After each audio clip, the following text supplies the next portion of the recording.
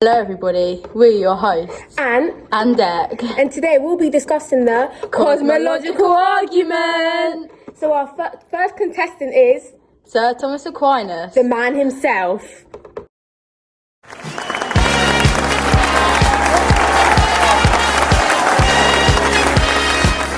Hello, I'm Thomas Aquinas, and this is my cosmological argument.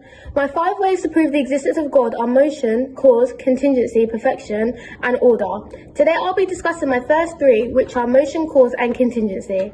So firstly, motion is not just about physical movement, but rather any change or alteration. I believe everything in motion has been set in motion by something else. There cannot be an infinite regressive motion. There must be a first unmoved mover, and I identify this first unmoved mover as God. Hello, my name is Hume and I'm an empiricist. I strongly argue against the necessity of a first mover and challenge the principle of causation itself.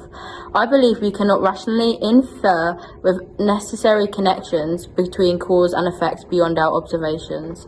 I argue that infinite and infinite series does not necessarily require an external explanation. If every individual movement in the series is explained by a priori one, then why must the entire series require a single external cause?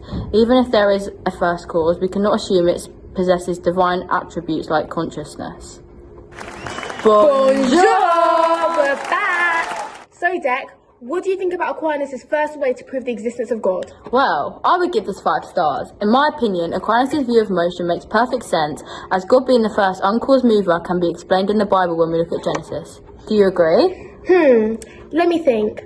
Yes, I think when we look around the world and look at our surroundings, we could tell that there's something that's in control, and that's God.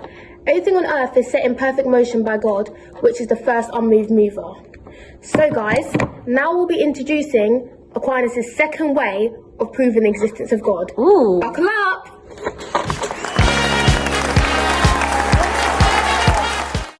I'm back, guys, after that awful argument. My second way to prove the existence of God is cause. I believe every event has an efficient cause, and we observe things that come into this world due to cause.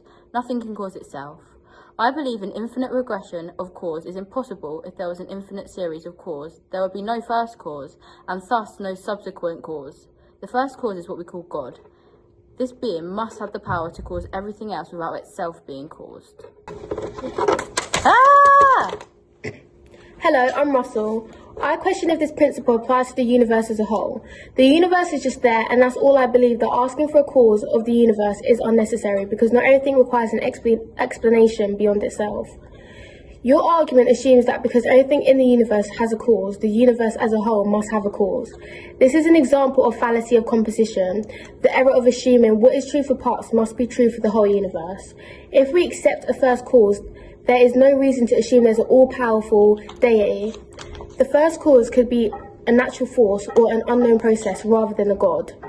Hola! We're back! Wow, that was a feisty argument. I know, right? What did you think of that, Anne? I think I'll give this 4.5 stars. I agree that nothing can cause itself. There has to be a supreme deity that's in control of everything and causes everything, and that is God. Wow, I agree with you 100%. The first cause is God, and God is the cause of all other causes. 100%. Now guys, we're going to move on to the final and last argument to prove the existence of God. Ooh, finally. Now, let's bring in Aquinas again. Ciao! Bye!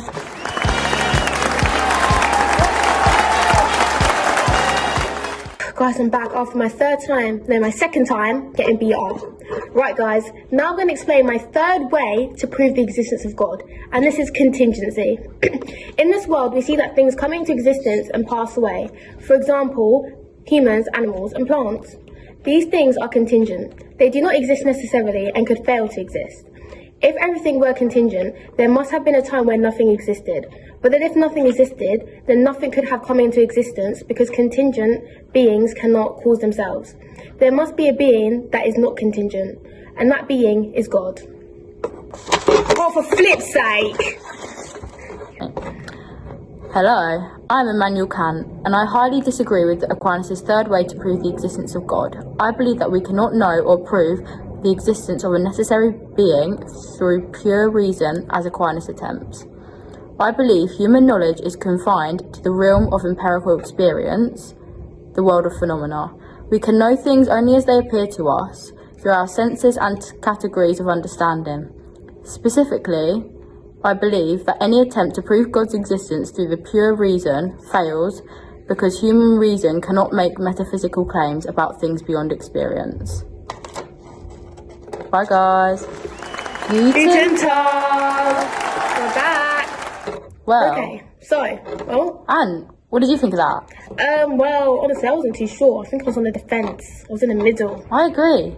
I mean, Kat has got some good ideas though. But so does Aquinas. Yeah, but honestly, Aquinas is 5 ways. Well, the 3 ways he described today are the best ways to prove the existence of God. I agree. What do you guys think? Yeah. Well, I hope you enjoyed the show today, and we'll be back soon for the last 2 ways. We really enjoyed being your hosts. Yeah. Okay, well, Bye. bye.